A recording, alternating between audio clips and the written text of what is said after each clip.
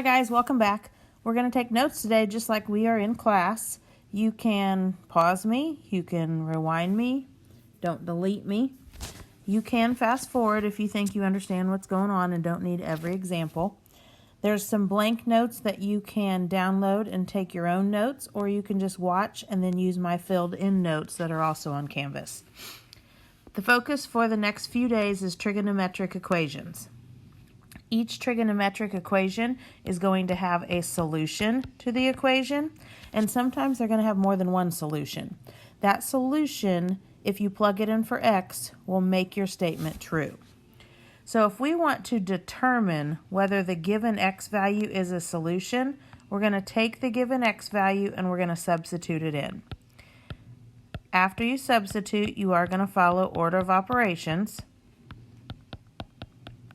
So we got to do parentheses first.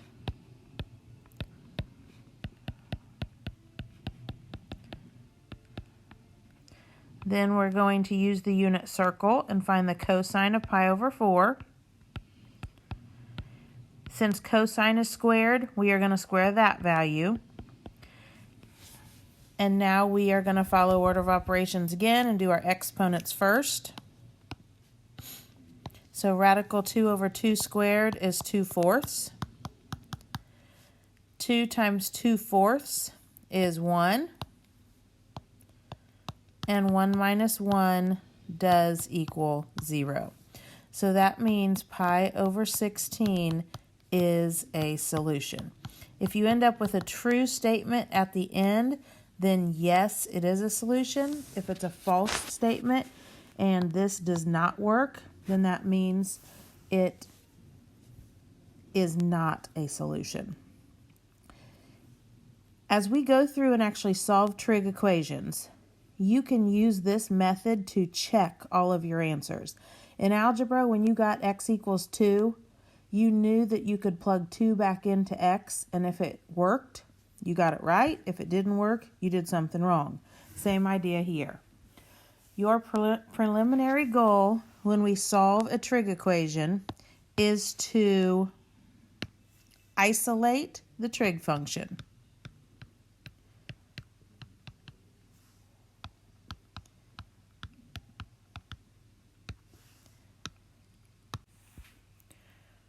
So we are going to find all the solutions for each equation. To isolate the trig function, which is sine of x, we're going to subtract 1 from both sides. So we get 2 sine of x equals -1, and then we divide by 2. So you get sine of x equals -1/2.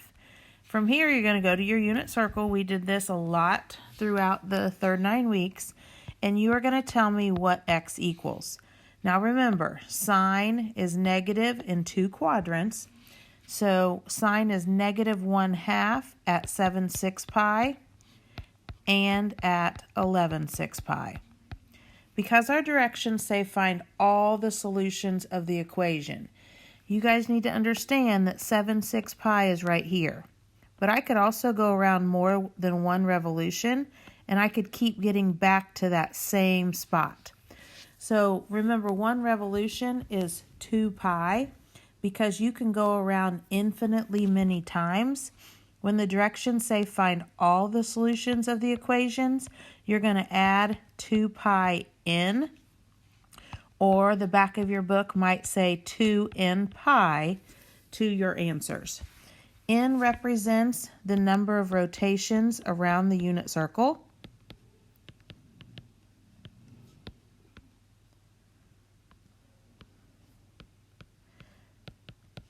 That it takes you to get back to that spot, and 2 pi represents 1 revolution around the circle.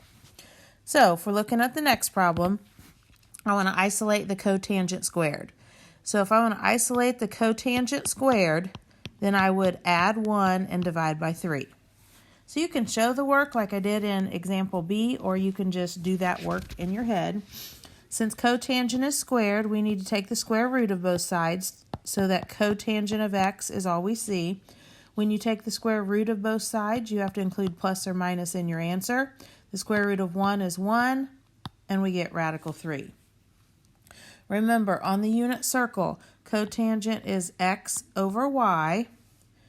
So now you're going to go to the unit circle. Since it's plus or minus, this means that you are going to be in all four quadrants. And cotangent, the x value is 1/2 and the y value is radical 3 over 2 at all of our thirds. So our answer is going to be pi over 3 plus 2n pi, 2/3 pi, plus 2n pi, 4/3 pi, plus 2n pi, and 5/3 pi, plus 2n pi. Because the directions say find all the solutions, we have to include the plus 2n pi. Here are some guidelines that you can follow when you are solving equations. When two or more functions occur in the same equation, we want to collect all terms on one side and try to separate the functions by factoring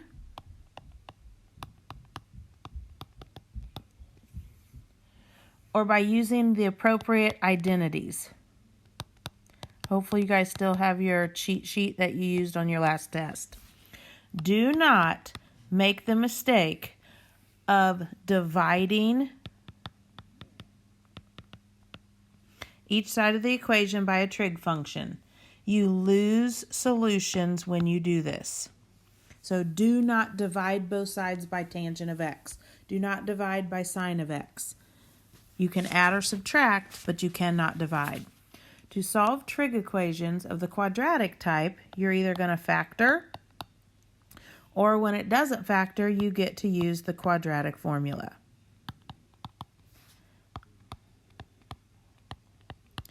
Remember, the quadratic formula is x equals the opposite of b plus or minus the square root of b squared minus 4ac all over 2 times a.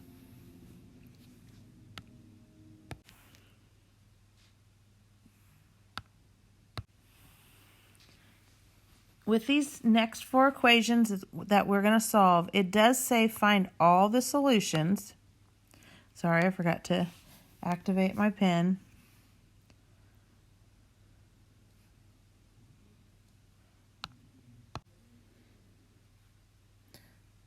The directions say find all the solutions, but this time it says on the interval 0 to 2 pi. That's a pretty big deal. What that means is that you do not have to include the plus 2n pi in your answer any longer. Remember, the parentheses means include 0. Nope, I said that wrong. The bracket means include 0. The parenthesis means do not include 2 pi in your answer.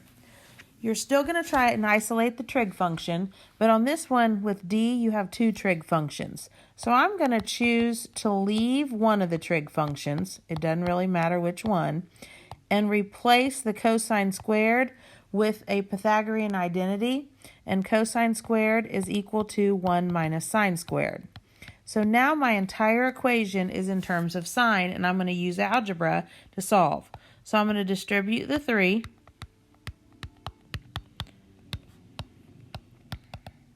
Now this problem's like the other ones that we did. We need to isolate the sine squared.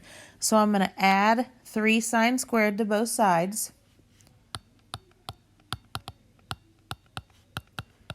I'm going to divide by 4.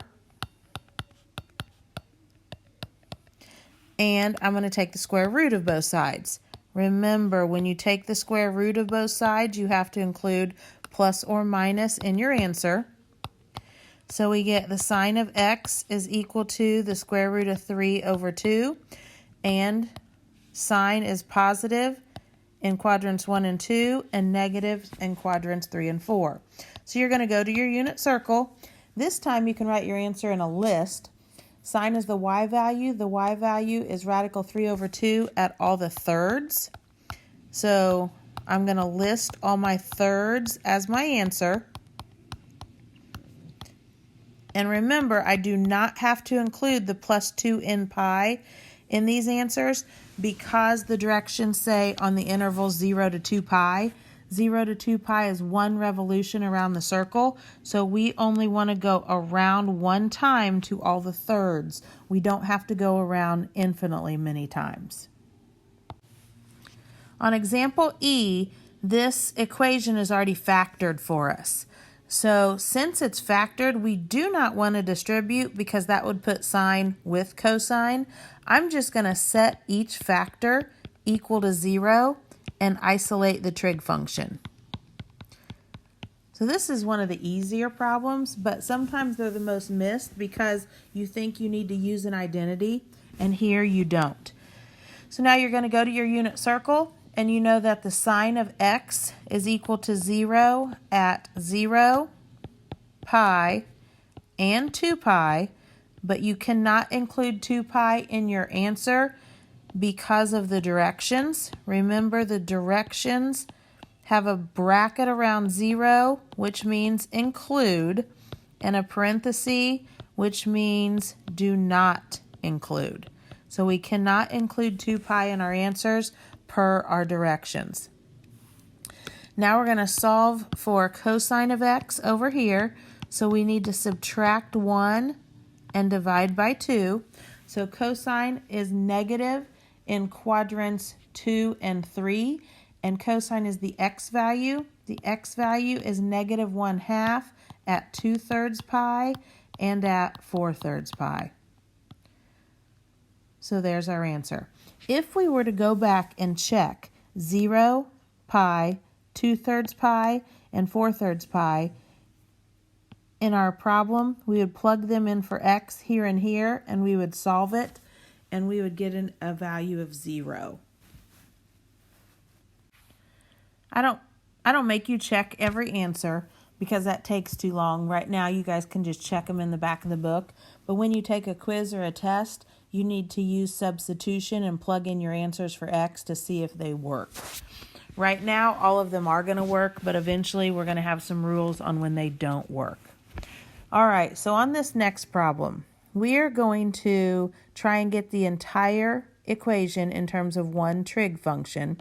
So I'm going to use an identity and replace sine squared with 1 minus cosine squared. Now you want to distribute, so we get 2 minus 2 cosine squared of x equals 2 plus cosine of x. You have a squared term and a non-squared term. So what I would do in this situation is set your equation equal to 0. So I'm going to subtract 2, which cancels those out, and I'm going to add 2 cosine squared.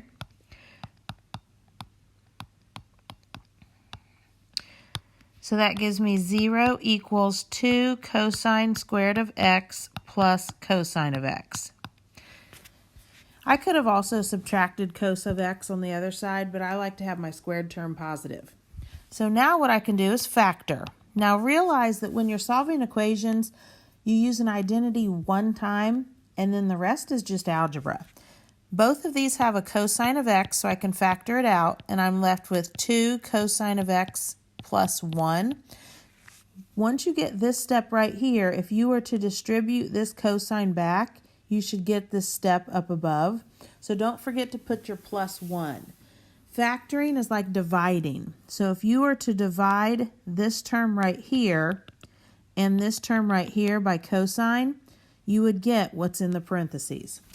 Once you get it factored, you can set each factor equal to 0. You can isolate your trig function, and then you can go to your unit circle and find your answers. So cosine is equal to 0 at pi over 2 and at 3/2 pi. And cosine is equal to negative 1/2. We just did this at 2/3 pi and at 4/3 pi. So you have 4 total answers for this problem. On this last problem, I am going to leave cosine of x, I'm going to leave sine of x, and I'm going to replace tangent with sine of x over cosine of x. I want to get everything in terms of sine and cosine in this problem.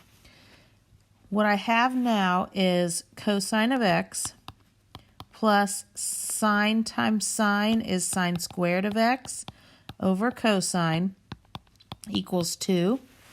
And now I can get a common denominator right here.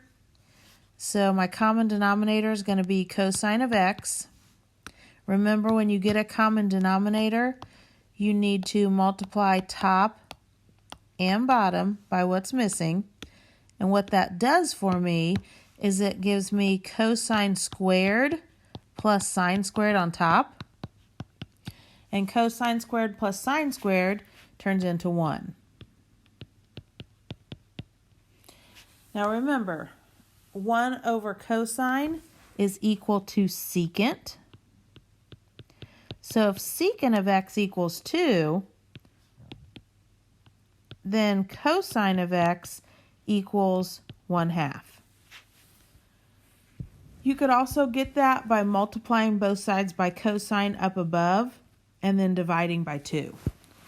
Now you go to your unit circle to get your final answers. And cosine is equal to 1/2 in quadrants 1 and 4 at pi over 3 and at 5/3 pi. Work through your homework. If you have any questions, send me an email.